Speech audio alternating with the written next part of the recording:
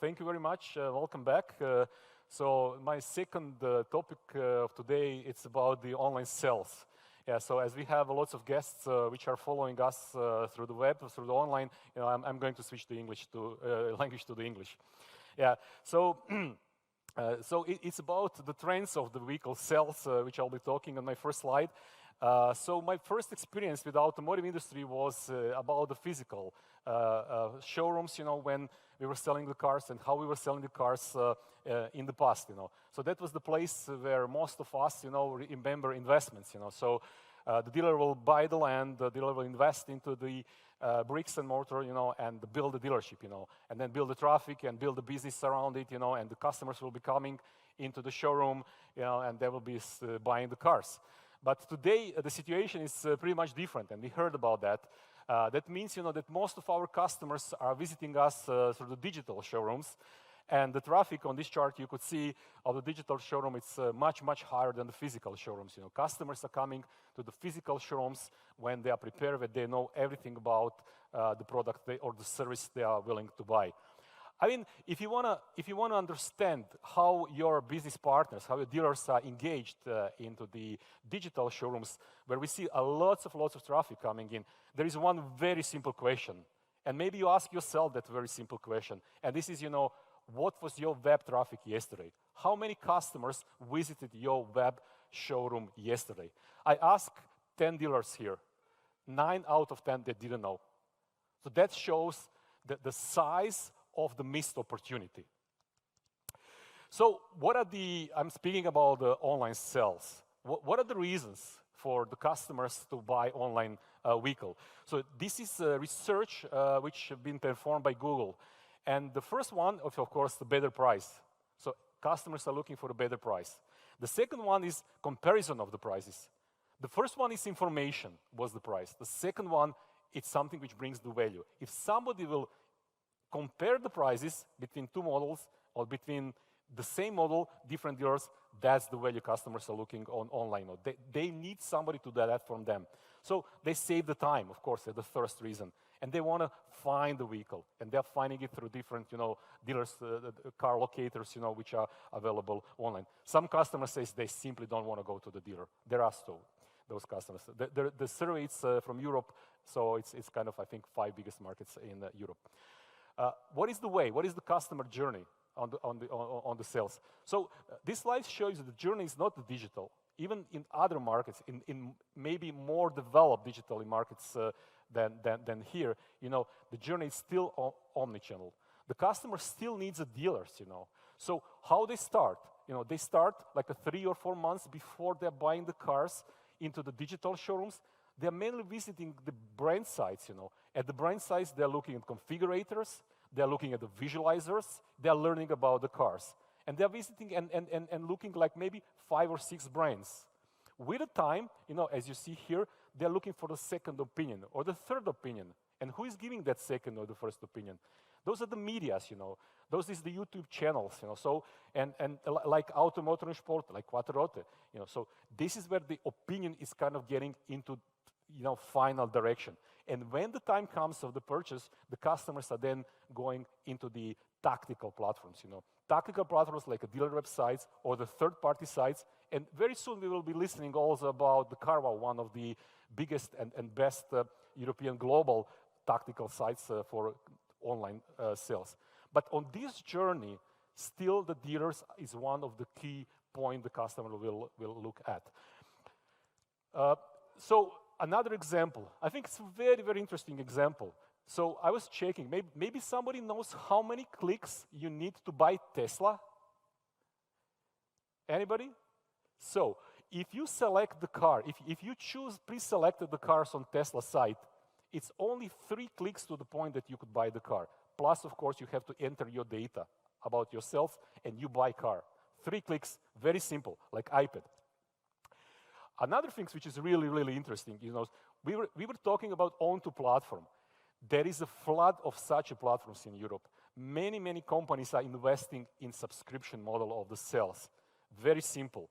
You buy the car through the application, you own it as long as you want, you return it if you don't want. COVID was helping that very much, Why? Because customers are afraid of losing a job. These business models give them the chance to feel better, because they say, okay, now I have a job, but if something happens to me, I could simply, easily return the car back to the producer. Very, very simple communication. Just check the site, It's Care by Volvo. You will see how simply it's explained on the site, how to buy the car, why to buy the car through the subscription. Subscription, pretplata. Online sharing, car sharing, link, new company. Very, very interesting. This becomes a lifestyle for some of the customers. They have the places where they gather together. It's like a bar. The people comes there, they share the same car, same brand. Sometimes they share the car, sometimes they own the car. It's about them, They have the applications, and if you want to get back some of your income, of your cost, you simply ask some of your colleagues to pick it up. So this is absolutely new customer experience which is coming through this brand. Check it out. It's really also interesting. They're opening many, many of these stores around Europe. Super interesting example, so how the customers are buying the cars. So this is example from AMI, from France, for example. Mobility for everybody, a la carte. You could buy the car, 6,000 euro. You could rent the car, 20 euros a month, or you could use it on minutes, based on one per minute, the cost. Very, very easy, very simple, just applications. Sales channel, it's electronic stores. You buy the car in electronic stores, and the car is delivered to your home. Mercedes, Sweden, I think very, very important to look into this one. So this is not only the platform for the selling of the cars, this is also a new business model, which is spreading around Europe. So you buy the car online, only online. It's not possible to buy car at the dealership, and dealers are agents. They're not dealers anymore, they are agents. Totally changed the model how they sell the cars. And it's spreading. You see, there are many other brands in Europe which are going the same directions. And have in mind that a very interesting thing is that 2023, there is new block exemption, where potentially the contracts, how that works in between the dealer, importer, or the brand will be changed. How the dealers see themselves in the future. They see themselves at 67% as the main channel to sell cars online. So they see 57% of the chances that this car is sold through OEMs, so through the brands. So dealers see themselves as the key one, where the customers will be buying the cars online. They see the platforms like Amazon on the third place for the 29%. This is research, the same research from the Dealers Association European, and you see it's Germany, Italy, Norway, Spain, Sweden, and UK. So pretty large survey and research. So what do dealers think, when it's about the online sales, when it will happen? So 80% of the dealers see that only 20% of the customers will be buying online cars by 2025. Only 20%. Check it out what the Carbo will say, how many they sell through one platform of the total market. So what the customer says. So when you ask the customers, remember that 20%, 80% of dealers say only 20% by 2025. When you ask the customers, 60% of the customers expect to buy it now. So it's 18 to 44 years old. Mainly women's, so because it's a different men's and women's, and a bit younger. But you see, the younger populations wants to buy the cars online. Research from the Google. So all this tell us, that it's the right moment to start investing.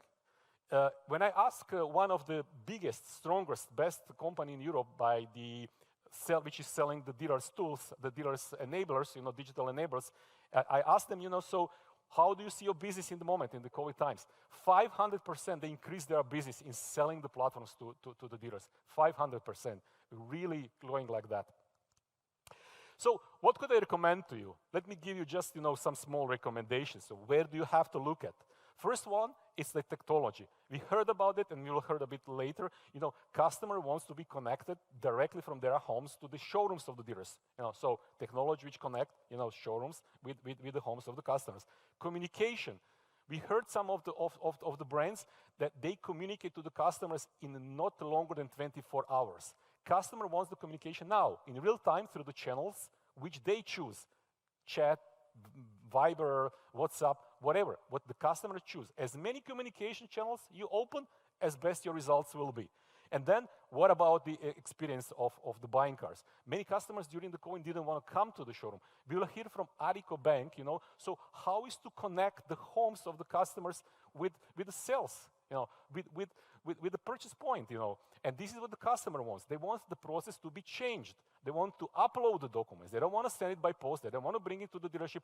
So how the processes, how we are selling the cars are changing. And don't forget, I'm not talking here only about the online sales. I'm speaking about omni-channel journey. So this is about how many touch points you define and how do you treat the customers that you bring them a new customer experience in line with their needs and wishes. So much from me. I'm stopping here, and I'm just giving you this as the last slide, which is from one of my professors, David Rogers from Columbia Business School. And I want to say once again, all this change, it's not about the tools. It's about the mindset of the leaders. If the leader in the company have a mindset of the change, everything else will work. So much